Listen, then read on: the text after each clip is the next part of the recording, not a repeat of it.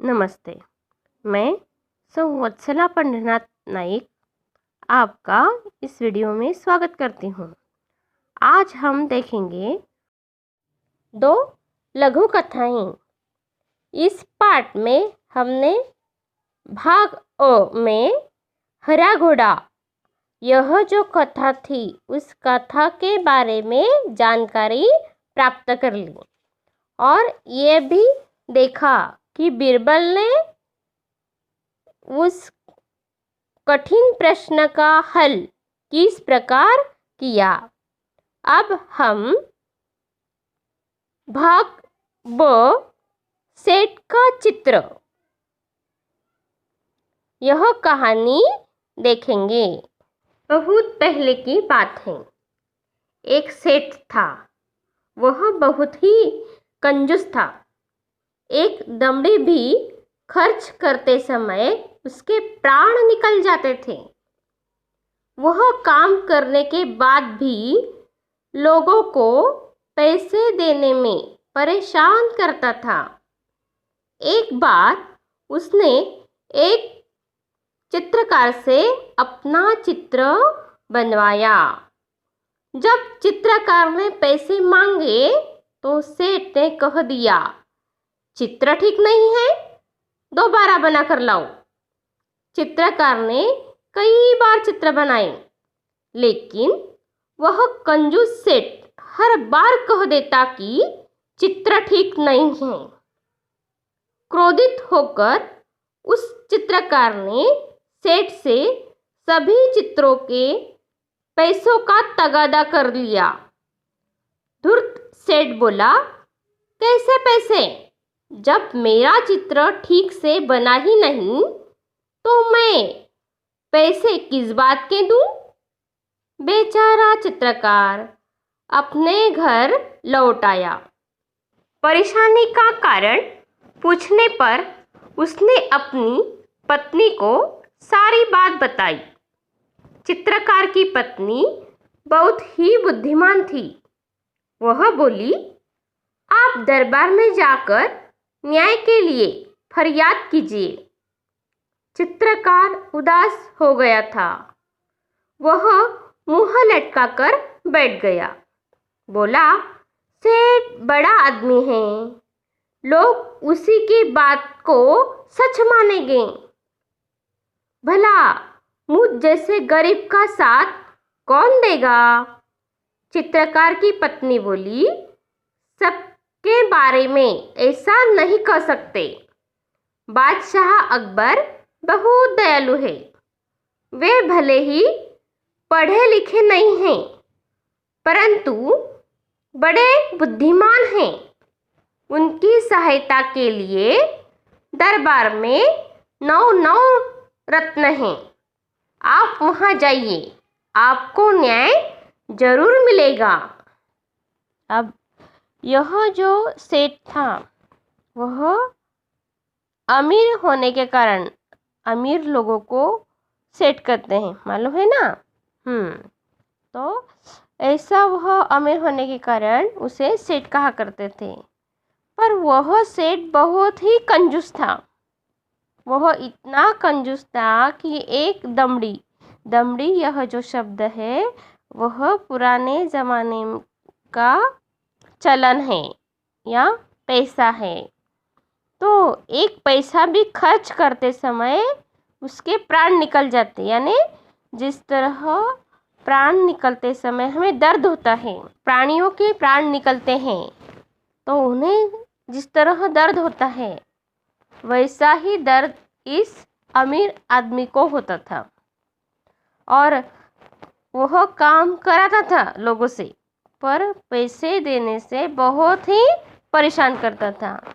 वह जल्दी से काम करने वाले लोगों को पैसा देता ही नहीं था।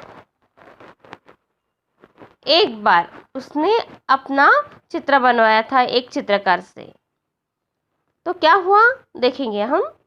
जब चित्रकार ने पैसे मांगे तो सेठ ने कह दिया, चित्र ठीक नहीं है, दोबारा बना कर लाओ। दोबारा यानी दूसरी बार उसने कहा, चित्रकार ने चित्र पूरा कर कर उस सेठ से पैसे मांगे तो उसने कहा कि चित्र ठीक नहीं है, दूसरी बार बना कर लाओ। चित्रकार ने कई बार चित्र बनवाई, लेकिन वह कंजूस सेठ हर बार कह देता था कि चित्र ठीक नहीं है। चित्रकार क्या करता था, उस सेठ आदमी का चित्र बनाता था, और जब वह चित्र अमीर आदमी के साथ या सेठ जी के पास लेके जाता तो सेठ कहता कि चित्र ठीक बनाया नहीं, दूसरी बार बना कर लाओ। ऐसा कई बार हो गया, पर कंजूस सेठ ने उसे पैसे नहीं दिए। क्रोधित होकर उस चित्रकार ने सेठ से सभी चित्रों के पैसों का तगादा कर लिया। चित्रकार को क्रोध आया, गुस्सा आया, और गुस्से में चित्रकार ने क्या किया, जितने भी सेठ के चित्र थे या चित्र बनाए थे उस सभी चित्रों के पैसे मांगे कि मैंने इतने बार चित्र बनवाए, लेके गया, फिर भी सेठ आदमी कहता था कि चित्र ठीक तरह से बनाया नहीं, दोबारा दूसरे बार बना कर लाओ। तो चिढ़कर या क्रोधित होकर उसने क्या किया, सभी चित्रों के पैसे मांगे और उसका तगादा लगाया, उस सभी पैसे की मांग की।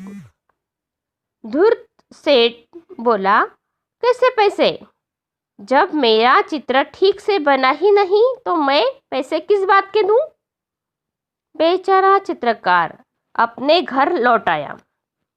यह जो धूर्त सेठ था वह कहता था कि मैं किस बात के आपको पैसे दूं, जो तूने मेरे चित्र ठीक तरह से बनाए ही नहीं, और मैं तुम्हें किस बात के पैसे दूं?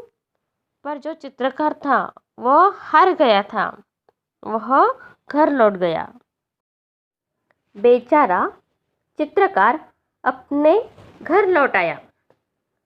परेशानी का कारण पूछने पर उसने अपनी पत्नी को सारी बातें बताई। यह जो चित्रकार था वह सेठ के कारण परेशान हो गया था। सेठ ने पैसे दिए नहीं, इसलिए वह परेशान हुआ था, और परेशानी का यह जो कारण है वह कारण उसने अपने पत्नी को बता दिया। चित्रकार की पत्नी बहुत ही बुद्धिमान थी। वह बोली, आप दरबार में जाकर न्याय के लिए फरियाद कीजिए। चित्रकार बहुत उदास हो गया था। वह मुंह लटकाकर बैठ गया। चित्रकार की पत्नी बहुत बुद्धिमान थी, होशियार थी। उसने इसका हल निकाला और वह बोली कि आप दरबार में जाकर न्याय के लिए फरियाद कीजिए। फरियाद करना यानी याचना करना या प्रार्थना करना। तो वह बोली कि न्याय के लिए आप प्रार्थना कीजिए राजा को। चित्रकार बहुत उदास हो गया था। वह मुंह लटकाकर बैठ गया। मुंह लटकाना यानी उदास होना। वह बहुत उदास हो गया था कि इतने चित्र बनाने पर भी सेठ को वह चित्र पसंद नहीं आए हैं। अपनी पत्नी से कहता है कि सेठ बड़ा आदमी है या धनवान आदमी है, अमीर आदमी है, और अमीर आदमी होने के कारण लोग उसकी बात सच मानेंगे। मैं तो गरीब हूँ, मुझ जैसे गरीब का साथ कौन देगा? चित्रकार की पत्नी कहती है, वह कहती है कि आप जैसे सोचते हैं वह सबके बारे में नहीं होता, पर हमारा जो राजा है अकबर, वह बहुत ही दयावान है, दयालु है। वह भला ही पढ़ा लिखा न हो, पर लेकिन वह बहुत चतुर है, होशियार है। उनकी मदद के लिए दरबार में 9 प्रकार के रत्न है या 9 प्रकार के लोग जो है वह, आप वहाँ जाइए, आपको जरूर न्याय मिलेगा। दूसरे दिन चित्रकार बादशाह अकबर के दरबार में गया और पूरा किस्सा सुना दिया। बादशाह अकबर ने चित्रों को लेकर सेठ को दरबार में बुलवा लिया। बादशाह ने सभी चित्रों को गौर से देखकर कहा, तुम्हारे इन चित्रों में क्या कमी है? देखिए, दूसरे दिन चित्रकार अकबर बादशाह के दरबार में पहुंचा और वहां जाकर उसने उस सेठ के बारे में जो किस्सा हुआ था वो सारा किस्सा या सारा वृत्तांत बादशाह को बता दिया। फिर अकबर बादशाह ने चित्रों को लेकर सेठ को दरबार में बुला लिया और वह चित्र बादशाह ने स्वयं देखे और देखकर बादशाह सेठ को कहते हैं, तुम्हारे इन चित्रों में क्या कमी है? यह जो तुम्हारे चित्र बनवाए चित्रकार ने, इसमें क्या क्या कमी है वह बता दो। हुजूर, इनमें से एक भी चित्र हूबहू मेरे चेहरे जैसे नहीं है, सेठ ने कहा। अब सेठ कहता है कि हुजूर, चित्रकार ने जितने सारे चित्र बनाए उतने सारे चित्र हूबहू यानी जैसे का वैसा, मैं जैसा हूँ वैसा चित्र या मेरा चेहरा चित्रकार ने नहीं बनाया। यानी मेरे चेहरे जैसा चेहरा जो चित्र में होना चाहिए वैसा चेहरा इसमें नहीं है।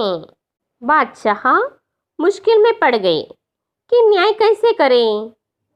बड़ी देर तक विचार करते रहे।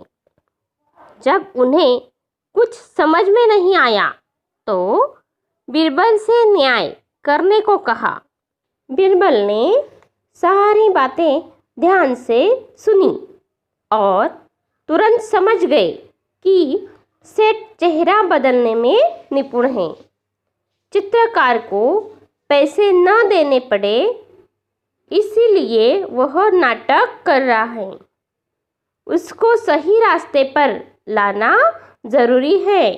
कला और कलाकार का सम्मान करने से कला संस्कृति की रक्षा एवं संवर्धन होता है। सेठ की बातें सुनने के बाद और चित्र देखने के बाद बादशाह मुश्किल में पड़ गए और वे सोचने लगे कि न्याय कैसे करें। और वे बड़ी देर तक विचार करते रहे। उन्हें कुछ समझ में नहीं आ रहा था। तो बीरबल से वे न्याय करने को उन्होंने कहा। चित्रकार और सेठ की बातें पूरी सुनकर बीरबल के ध्यान में आया कि सेठ अपना चेहरा बदलने में निपुण है। अब सेठ ऐसा क्यों करता है? तो चित्रकार को पैसे न देने पड़े, इसलिए सेठ ऐसा नाटक कर रहा है। पर इस सेठ को सही रास्ते पर लाना यानी उसे सबक सिखाना जरूरी है।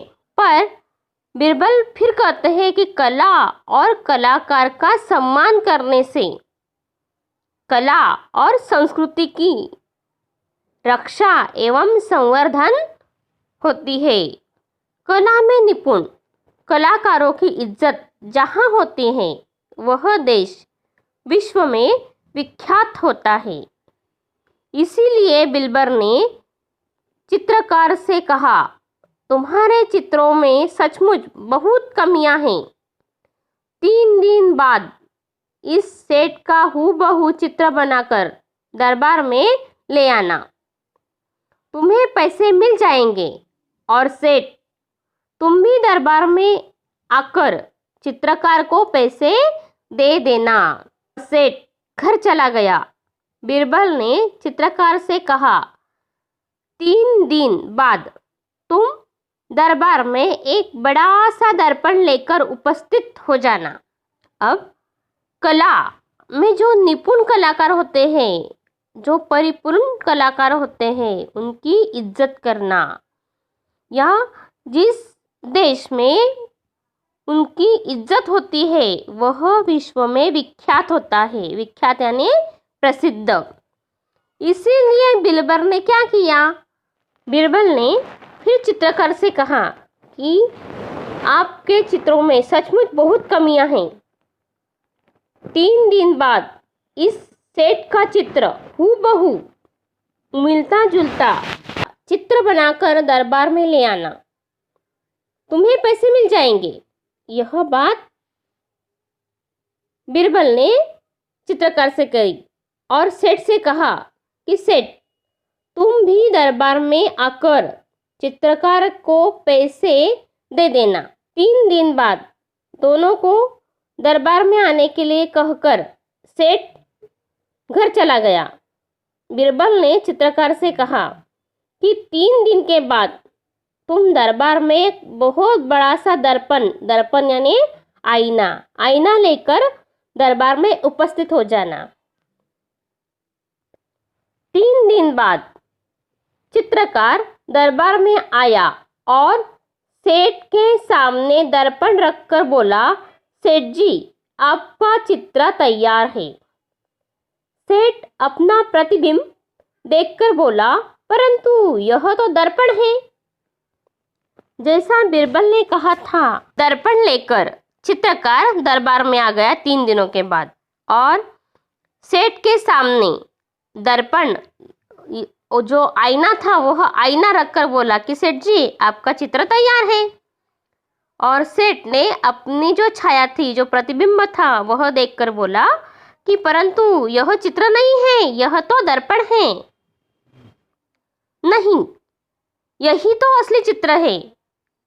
चित्रकार कहता है कि नहीं, यही तो आपका असली चित्र है।